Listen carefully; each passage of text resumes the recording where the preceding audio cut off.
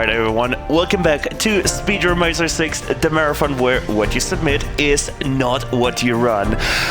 I did promise we're gonna be speedrunning the entire mission here, and we don't make empty promises here at Speedromizer. We are ready for Descent 2 by KilledTheJoke with speedrun commentary as well. I am so hyped for this run, so you too, this stream is all yours.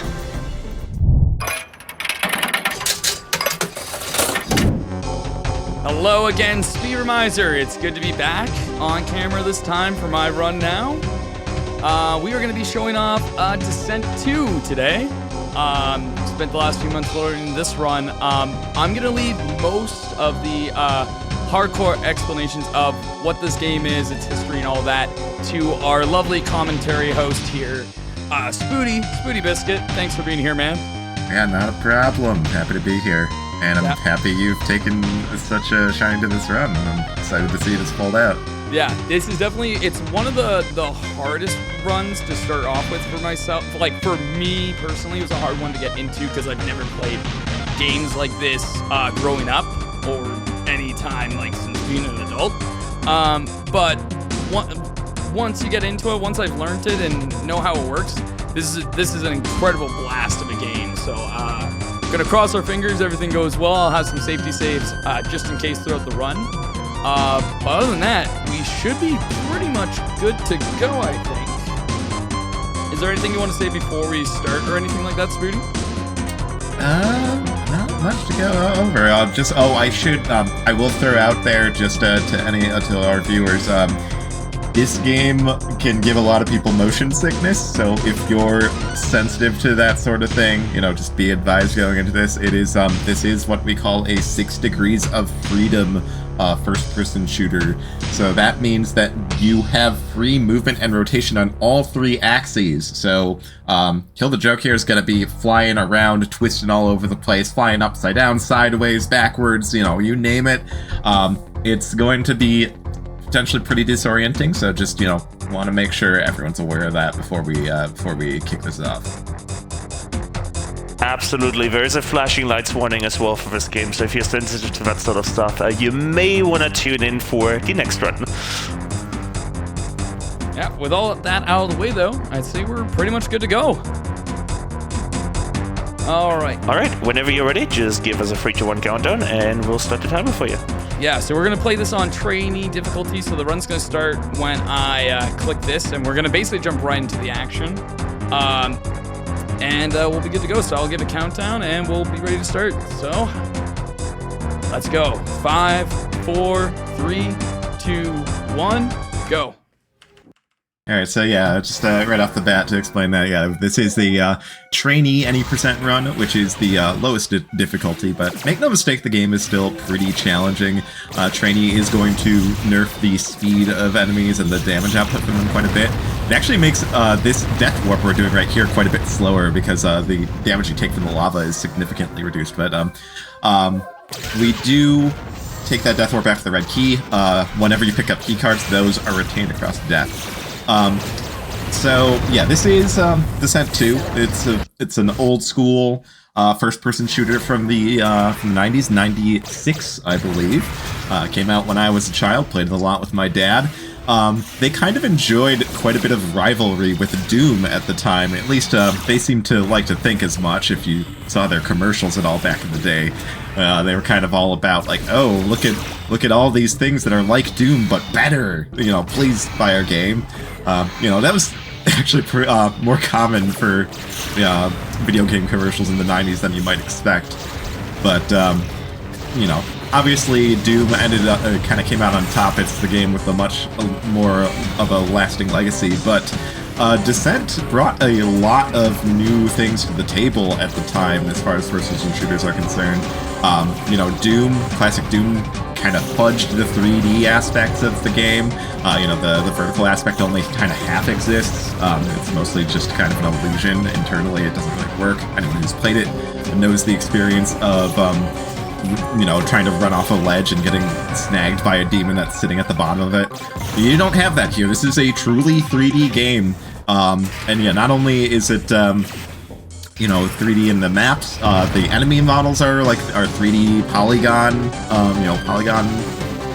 constructions, which is, you know, was also really crazy at the time, pretty revolutionary.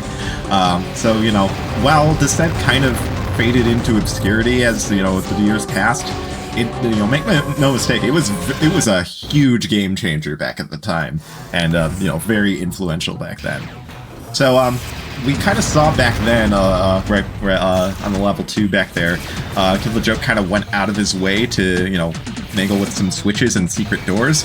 That gives him the Helix Cannon, which is the highest DPS weapon in the game. They just give it to you at the very start of the game if you're willing to play around with some secrets, you know, figure out a little bit of a puzzle with opening some doors. Yeah, there's actually kind of a little bit of a tight cycle you have to make where a door only remains temporarily open. You can only open it once by shooting a switch, so well done from Killed there to get that. Something else we picked up on the last level was the Afterburner. The Afterburner is represented by that little red gauge down at the bottom, labeled AB. So it takes energy, the yellow gauge right above it, to charge up, and when it's full and available, at any point for that matter, you can choose to use the Afterburner to get a little bit of a forward boost of speed. Obviously, that's going to be pretty important when it comes to a speed run. You know, more forward movement speed means get through the levels faster, and you know, get the better times. But it does kind of make for a nice little kind of interesting resource game, management game here, because the energy is also used to fire your primary weapons for the most part. And this Helix Cannon that we're using, this incredibly powerful, destructive main gun, is a huge energy hog. So there's a lot of, you know, balancing using the Afterburner and the Helix Cannon to make sure you're not running out. Because until you get an ammunition-based primary weapon, like the Glass Cannon we'll be seeing soon, running out of energy is kind of a death sentence, because you just do not have firepower if you are completely out of energy. So gotta be very careful about that. Coming up on our first sequence break right here, our unintended sequence break, KilledTheJoke, nice, just getting into the 2 missiles. Yeah, using guided missiles, which are manually piloted missiles, you can sneak them through those force fields and through that crate, and hit that switch in the boss arena there, which will unlock some of the alternate entrances into the boss arena for this level, and it actually cuts out the need to hunt for the blue, yellow, and red keys altogether in this level. So you just flying over a quick trigger there, and there's the boss. And since this is training difficulty, the boss has very low health, so it goes down pretty quickly. Since we don't have the keys, though, we don't actually have access to the exit. So we're going to be flying up here and taking a secret level portal, which can double as a level exit if you need it. So yeah, basically the gameplay flow, and as we finish up the first world, just explaining, the loop is pretty simple. The gameplay loop here, generally it's going to be find the blue key, then find the yellow key, then find the red key, and behind the red key is going to be a reactor or a boss fight. You blow it up, then you get your self-destruct sequence activated, and then you get your kind of Super Metroid-esque escape sequence where you have to reach the exit before time expires. And if you don't, then you go to the next level anyway, but you lose all of your equipment, which can spell a lot of trouble. There's actually some reroutes recently that I made recently that Killed hasn't integrated into his run yet, where the escape sequence in this level can be skipped by just taking a death warp after killing the reactor. Because this level has the longest escape sequence in the game, I think. The exit is extremely far away from the reactor. So we're going to be seeing a pretty long escape here. Thankfully, Trainee difficulty does extend the timer quite a bit. You get a full minute and a half to escape. On higher difficulties, that gets shortened quite a bit. I think on Insane difficulty, the highest difficulty, you actually only get 30 seconds to escape, which for this level is really tight. It's actually really easy to die in the escape when you're playing on the higher difficulty. Yeah, I don't think I've ever missed an escape on the timer before. May I interject for just a moment? Do we have like time for two donations? Absolutely. Yeah, go right ahead. Alright, so we have a first one. We have the donation that has sent us over $1,000 raised for QMUNITY. Thank you all so much. We've raised over $1,000 for community at this point, thanks to a donation by KilledTheJoke himself. Hello there. Wow, I can't believe that. Whoa, what are the odds? With a $50 donation saying, congrats to such a successful event so far. Thank you to the organizers, runners, and donors to this event. Here's to another great Speedromizer and more to come in the future. And we also got a $20 donation from Jess saying, so proud of everyone running for raising money for such a good cause. Best of luck and hoping for some fun runs this weekend. Yes, we have raised $1,025 for community at this point, and that means Resident Evil 3 on Sunday. DJ and Talent, you two better get ready. I was gonna make sure that run happened. You two get ready. Alright, back to you. Yeah, thanks for the updates. So, yeah, we've entered the second world here, as at the last level, Horson. It's the water world. This is the world where you're going to be seeing the most of this water.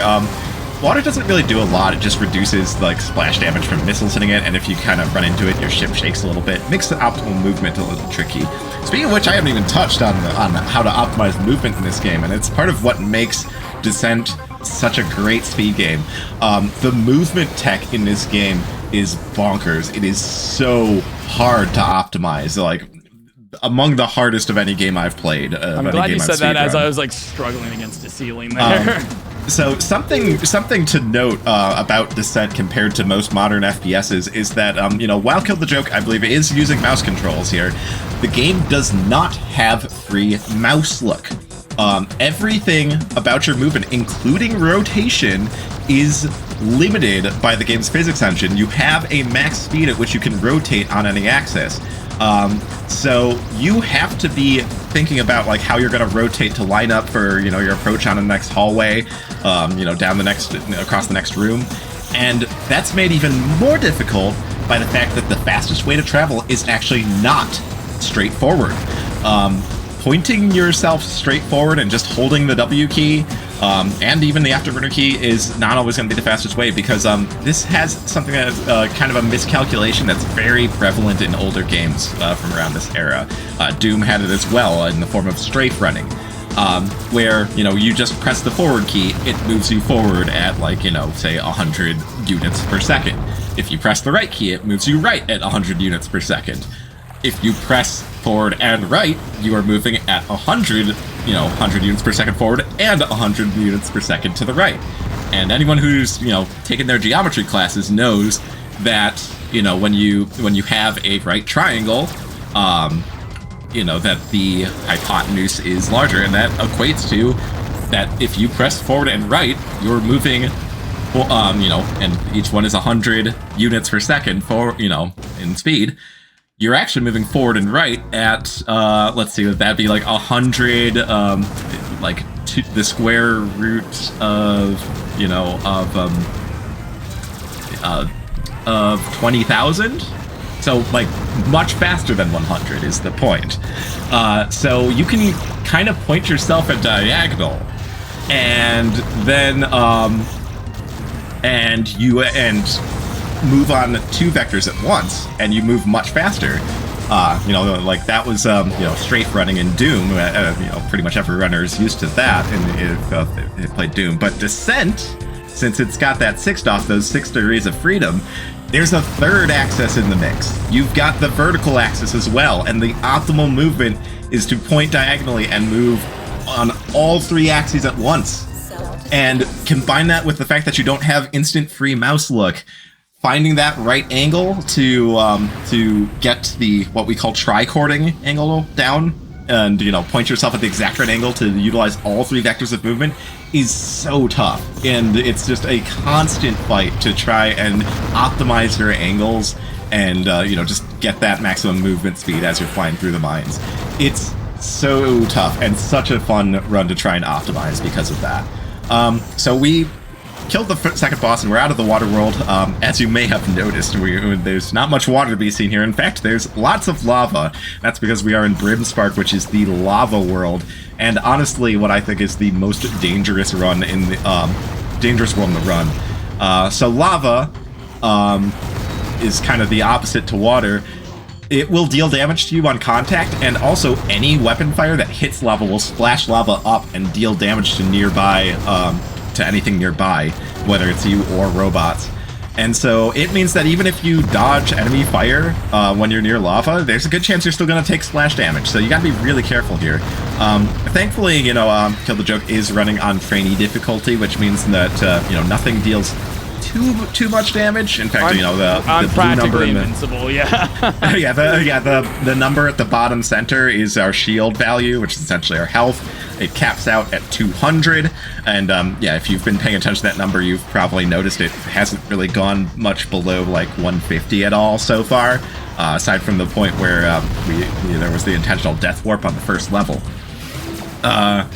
So yeah, it's not too much of a concern, you know, damage here, but you know, that's kind of what you get out of playing on Trainee.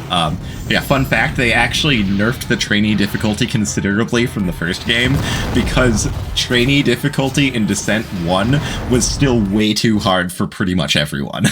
Like, so many people couldn't even beat Descent 1 on Trainee, so they gave Trainee a serious nerf hammer in the second game, or nerf bat rather. The hammer's, it's ban hammer, nerf bat. But yeah, anyway, I don't know how we come up with these terms as a community. So yeah, the damage, like, you only take like, I don't know, it's something like 10% of like base damage or something. It's very, very low. Which yeah, it's actually why I think I saw it at the start. It said Trainee/Hotshot. I actually gave whoever got this game the choice of whether they ran on the Trainee difficulty to, you know, focus more on just the movement, or on the Hotshot run, which is kind of the run I focus on. KilledTheJoke actually started out really enthusiastic when he was talking to me at first. He's like, yeah, I'm like, Hotshot seems like the intended category. I'm definitely gonna put in the time and learn the Hotshot run. And after only a little bit of time that, he was like, actually, this run's really hard. I'm gonna go with Trainee. And I was like, you know what, fair. Speaking of which, yeah, we're kind of running into a problem here. So this level has the saved just in case here, and I didn't. So we're gonna try our best here. Yeah, this level has a really annoying gimmick to it, of that the keys are all held by these really fast-moving little. I think the community, some people in the community call them guppies. They move really fast and lay mines everywhere. And the blue and red ones are kind of confined to small rooms, but this yellow one is out in the open. We try to utilize a cloaking device, which gives partial invincibility, to sneak up on it and get the kill quickly. But yeah, if you don't land the shots right away and like burst it down before it gets a chance to run away, then you have what happened there. It just kind of runs around, and there are so many enemies that look just like it, that just hold like more enemies or other random items, and as soon as it gets out of your sight, it just blends into the crowd, and you just gotta shoot them all out until you find the key. Thankfully, I didn't have to waste too much time getting it, so that's thankful. But I knew it would happen in the run. I was like, I'm gonna mess it up. I'm not gonna get it. Yeah, it's tough, and it can waste a lot of time. But we're actually coming up on another glitch, another exploit right here. So there's an upgrade we picked up at the start of this level called Quad Lasers. Adds 2 extra projectiles to your basic laser cannon. You know, might not seem worthwhile, but it lets you do that. So, you know, Helix Cannon is still much better on damage, but the 2 projectiles added by the Quad Laser upgrade actually spawn slightly ahead of your ship. And so with the right angle, when there is a switch right behind a locked door or wall, that, you know, you can reach at a diagonal angle through the wall, you can angle your ship in just the right way, clip the shots through the wall, and hit the switch on the other side. We will see that exploit being used later on in the run a couple more times, once with a different weapon, the fusion cannon, later on. But yeah, doing that just allows you to cut out some of the run to that red key and save a little bit of time on this level. This level actually, incidentally, you know, didn't really get to mention it much, but I think this is the hardest level in the run. It's just a super long level. We have these E-bandits introduced, these guys with the golden pyramid heads and the lightning bolts. They're a melee type enemy that when they run into you, they'll steal energy from you, which, you know, causes problems for dealing enough damage to, you know, get through the level. causes problems for the afterburner, which requires some energy. So yeah, just kind of an annoying level all around. You know, again, thankfully Trainee makes the damage a little bit less of a concern, because yeah, on the Hotshot runs, that level right there is probably the one I'm resetting on the most. But we get through it just fine, and we're going to be dropping some weapons here. This is in preparation for an upcoming Death Warp here. So, yeah. KilledTheJoke's just gonna be dropping a few weapons that they care about here, and you know, off to the side, so that later we can Death Warp. Because I mentioned before that when you die, you drop all of your items and respawn with just your basic equipment. The red key in this level is super far out of the way. We don't want to have to backtrack, so we're just gonna drop all of our gear at the start, all the gear that we can at least, and run out for the key, and then take a Death Warp to get back to the start. Again, you know, Death Warping is a little bit harder on Trainee difficulty because of the nerf damage. Also, the buff shield pickups, like that shield just bumped him up to full 200 because you get so much more resources from them on this difficulty. But yeah, just utilizing the lava right there, just shooting it a little bit to quickly shred through some of the shield reserves. You know, already dropping from 200 down to under 100. So, you know, getting ready for this Death Warp coming up here. Yeah, do gotta be careful that you don't do too much damage to yourself, because while the damage from enemies is low, it's not zero. And there's the red key, so now I'm able to just throw some missiles at the wall, take the death, warp back to the start, re-grab all this gear, which is pretty much everything important. Unfortunately, you can't drop accessories, so we will have no afterburner, but that will not last long. There is a convenient replacement afterburner coming right up here.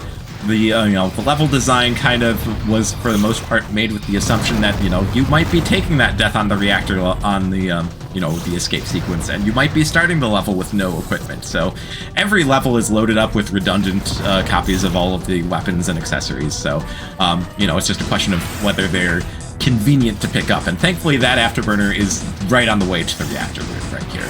So shoot out a couple of switches to reveal the reactor, and a couple of seconds of helix cannon later, reactor goes down, and exit is not too far away from here.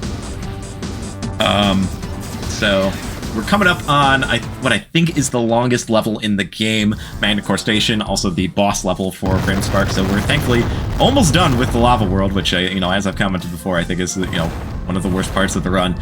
But we've got a long haul ahead of us first. So another death there just to store gear, rather than just drop weapons. We opt for the full death there to since there aren't convenient afterburners for a little while yet. So just store the gear by taking the death in the corner of the starting room. Grab an afterburner here for this for the run on these couple of keys here. Yeah, fun fact: this level actually used to kind of have a bug in older versions of the source port. There used to be an entity limit, and thanks to the sheer size of the level, when you take the storage death at the start to drop all your gear on the floor, it used to be such that you would hit the entity limit, and most of your weapons would just stop working because the game couldn't spawn any further entities, including your projectile attacks. And it made this key run a lot more awkward because you could just get stuck on enemies like this and you wouldn't be able to shoot them.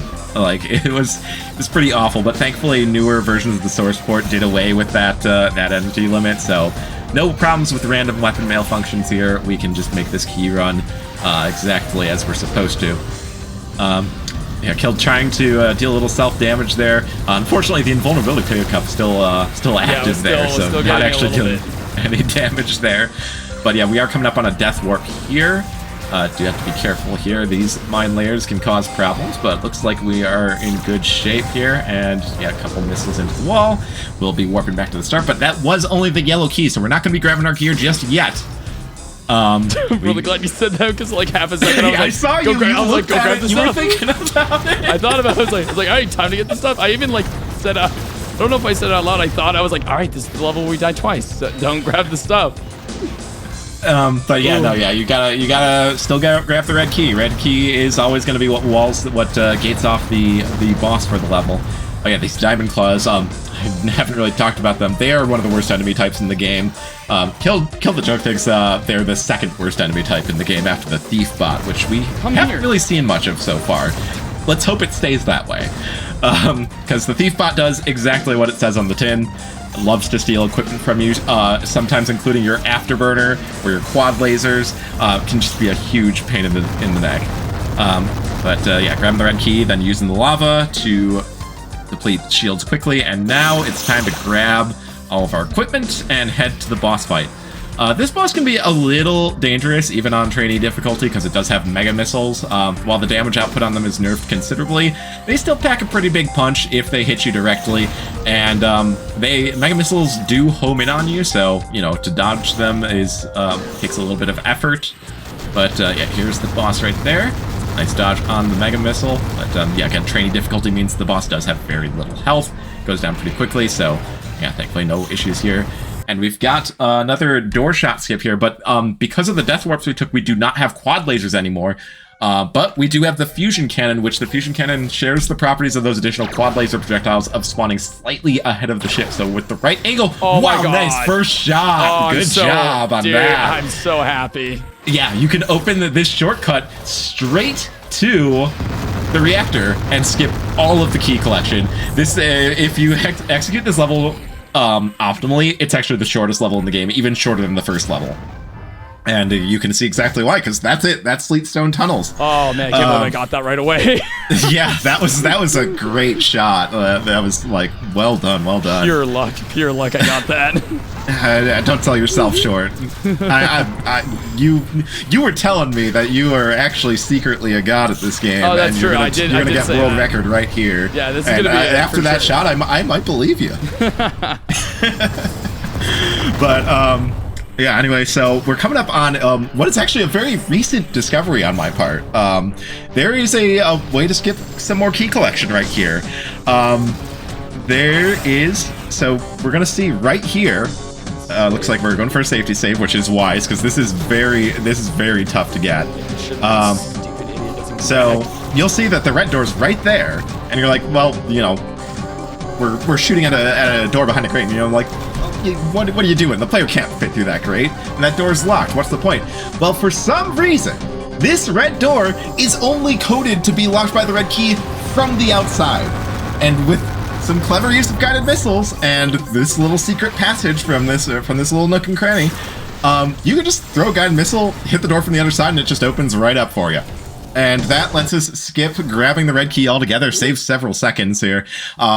Again, the exit there is further away than that secret level portal, so we just use that secret level as our exit for the level, and we are on to level 15, Icehammer Caverns, which we're going to start off with another storage death. Again, on Trainee, it takes a little time to set up because of the reduced self-damage, but yeah, just going to soften himself up and try to throw his body up into this. No. Oh, grabbed the invulnerability on accident. Well, okay. You know what? That's okay. I don't need it. It's fine. Okay, yeah, it's just more, I guess we're just gonna wait out the invulnerability. Yeah. So how are you guys doing? It's a pretty good day. You know, I'm just like really glad.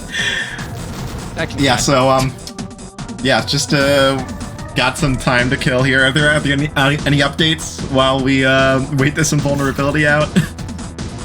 Absolutely, I can always talk a little bit about the pulse and targets we have coming up. We still have the two tower pulse up for Imperishable Night for the category, either Hard No Bomb or Lunatic 1cc. Lunatic 1cc currently in the lead with 25 Canadian dollars, but Hard No Bomb only turning up by 8. So if you want to get that, you know, if you want to see Tassim not use bombs, then get your donations in for that. We also have the final A versus final B poll for that very same run. So if you want to see Aaron or Kagia fight, either one of the two, you can get your donations in for that as well. Currently Kagia winning by $4.99. So if you want to see the Aaron fight, and I might just donate myself for that, you just have to donate $5 and Aaron will be winning. All right, thanks for the updates. So, yeah, D-Max in chat saying you found there's an invul there.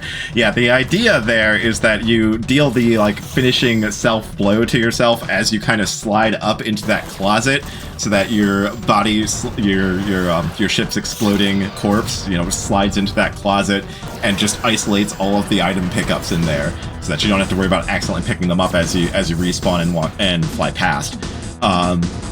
But yeah, there is an invulnerability in there, and if you don't do the damage to yourself soon enough, then you just pick up the invulnerability, and then the death warp is a little tough to do.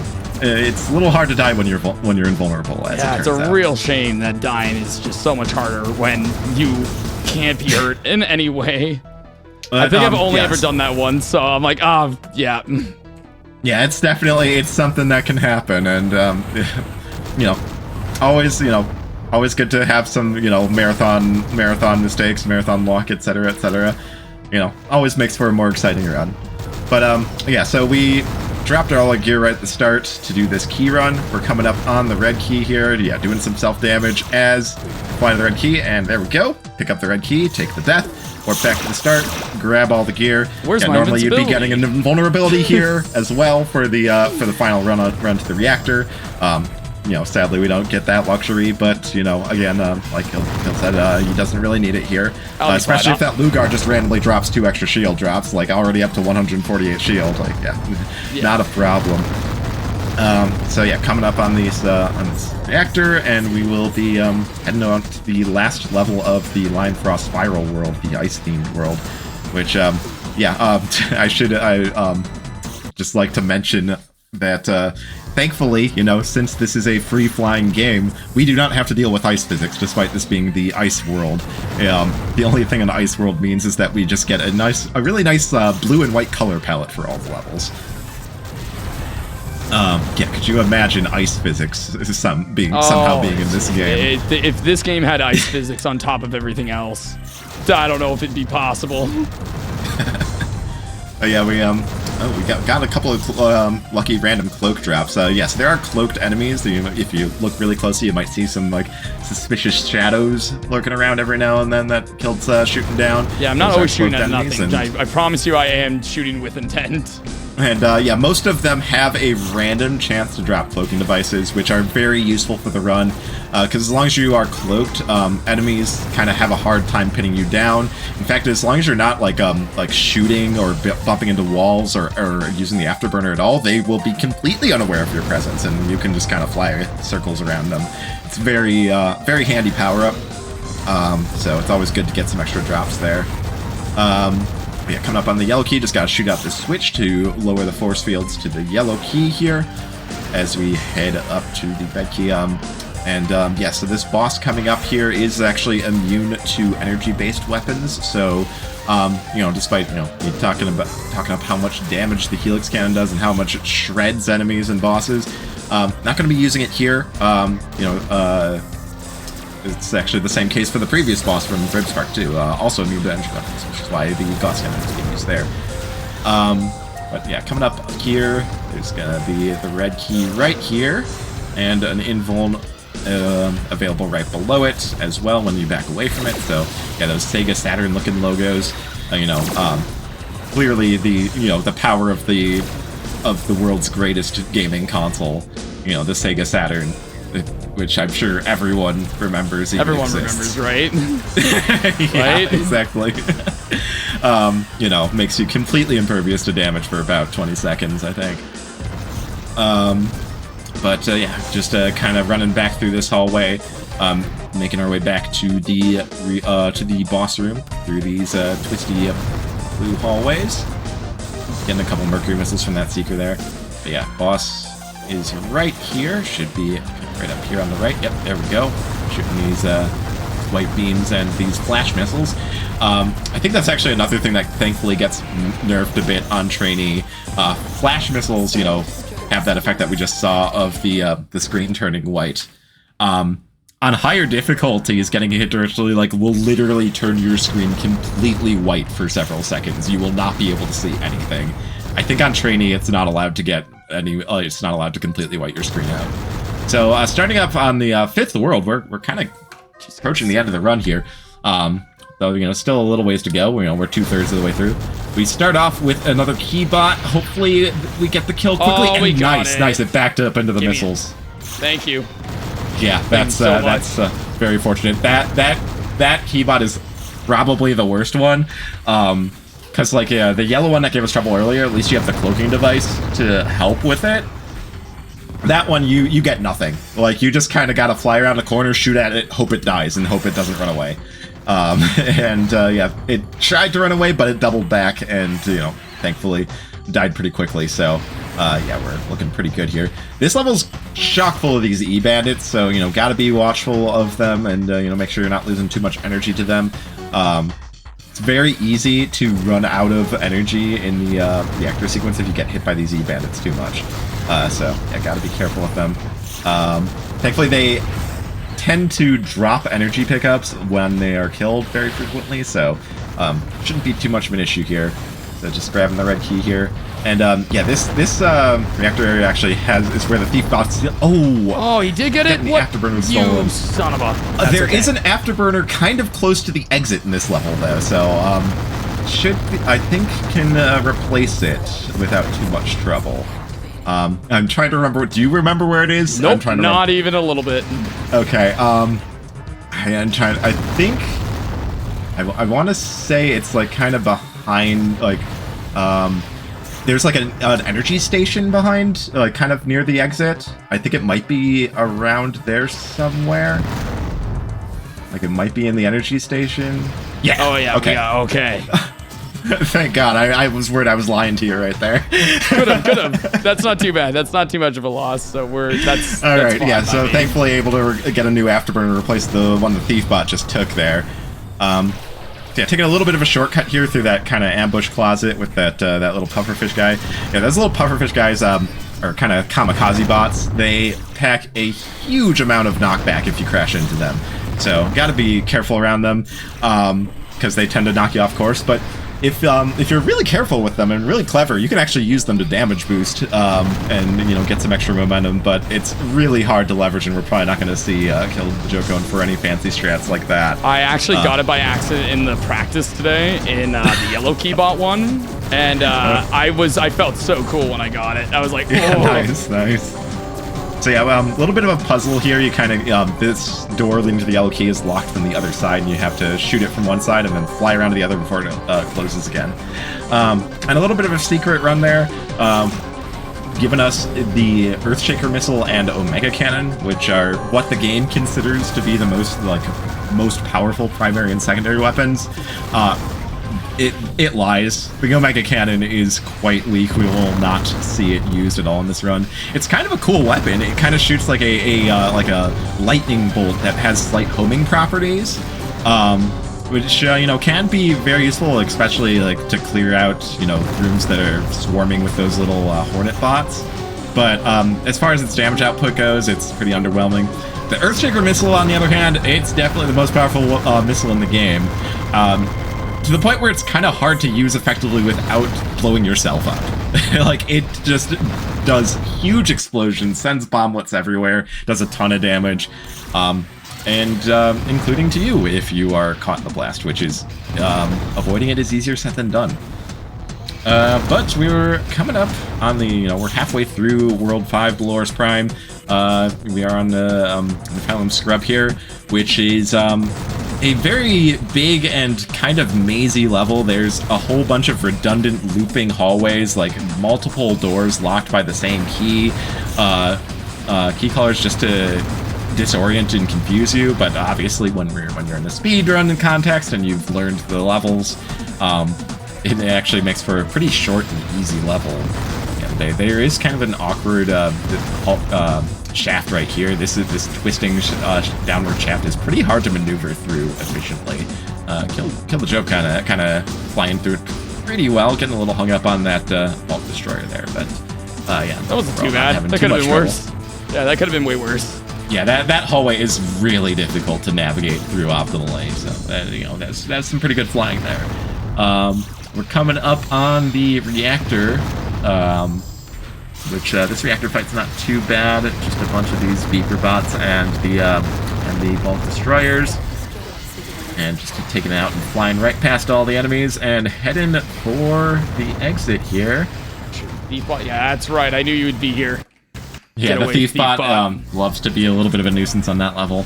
But thankfully, this is the last level where the thief bot has a chance of stealing stuff from you.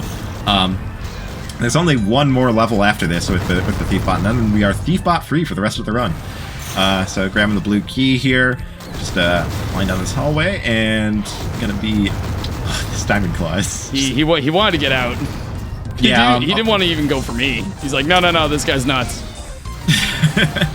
And there's actually only 2 enemy types that can open doors. The thief bot is one, and the little basic I'm forgetting their names right now. The little basic drones like that are in the game from the first level that just fire like really weak basic weapon can also open the doors. And they are bound by the same rules as the player. They can they essentially have the same whatever keys the player has and can't open doors otherwise. But yeah, most bots can't open doors. They'll just kind of if their pathing decides they want to leave the room, they'll just kind of bump into the door ineffectively like that and just kind of get in your way. So coming up on the 5th and penultimate boss of the game. Again, we're gonna shred him pretty quickly, and this boss is immune to non-energy weapons, which is not a problem. It means he's vulnerable to the extremely powerful helix cannon and dies very quickly. So this level, Get Out Station, I think it's named that in reference to that getting out is the main focus of the level. The escape sequence is very long, the exit is very far away, but would you look at that, there's a secret level portal right in the boss arena, so we just use that as an exit instead, and we're on to the last world of the game, the Omega system, or Humosphere here.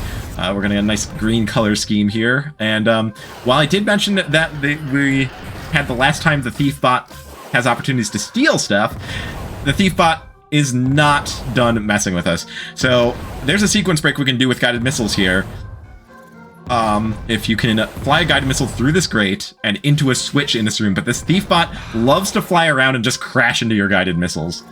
Oh, ooh, wow, I'm amazed that didn't hit. That guy, I swear the thief bot just flew straight through your missile. Yeah, no more thief bot for me. I'm free. Yep. But yeah, that thief bot is kind of trapped in a bit of a GBJ. That room is locked by the blue key, which, as I mentioned earlier, the thief bot respects the keys that the player has, and it would need the player to have the blue key to get out of that cage. And since we skip grabbing the blue key, that thief bot's just going to stay there, and it's the last thief bot of the run. We don't need to worry about it. We do also have one last key bot here, and crashed into you and just dropped the key right on you. All right, that's nice of it. But yeah, you saw KilledTheJoke dropped some smart mines as he flew in the doorway there. That's just to prevent the keybot from getting away and just leaving the room and running elsewhere in case he decides he doesn't want to cooperate. You drop some smart mines in the only way out of that room to ensure that it doesn't go roaming on you. So yeah, with that red key, we're ready to approach the reactor for this level. Reactors do increase in health as the run progresses, so you may have noticed that these reactors are taking significantly more time than they did at the start of the run, where the first reactor went down in just a couple of seconds, even with just basic lasers. Whereas now we're taking a few seconds of helix cannon at full blast. But yeah, shooting the switch out earlier to gain access to the exit, and we've got one last death warp set up here, here on Trainee Claw. I think is the name of this. Or no, this is Quad Aryar. So we'll be just clearing out some enemies, grabbing the blue key, and then heading over to this yellow door, which that Earthshaker missile is gonna help chunk the health out. Again, Trainee reduces the damage considerably, so not quite an instant death. It does instant death sometimes, not all the time. I just got unlucky where it didn't insta death me there. Oh yeah, that probably depends on how many of the direction of the bomblets. So the Earthshaker missile, the way it works is it has like a main payload, and then after that detonates, it sends a bunch of homing smaller bomblets in random directions that home in on other enemies. So if all of the bomblets stay confined to that hallway and all stack on top of you, it probably instant kills you, even on Trainee difficulty. But if they saw like an enemy down the hallway that they locked on and flew away from you, then yeah, you're probably just not going to deal enough damage yourself. So yeah, store our gear back by the yellow door, and we're going to be taking a death warp after grabbing this yellow key here. But do have to be careful here. There are shield pickups in this room. Did fly over one there. are a few enemies here. Okay, we're good. Shooting at you to help you out, but there we go. Death warping back into the L key, because yeah, again, when you death warp, you lose all your power-ups, but you do retain keys. So we are gonna just fly right into this yellow door. Red key is right at the bottom of this room. Just picked it up right there, and we're ready to finish the level. So the reactor room here does have a little bit of a of speed tech here. I don't know if I don't know if you've practiced at all. No, Okay. I've tried, but I cannot get the speed for it. It's really cool if you can get it. I cannot. So yeah, this door locks again from the inside once it closes. If you're really fast, you can pop in, take out the reactor, and leave the room before it closes.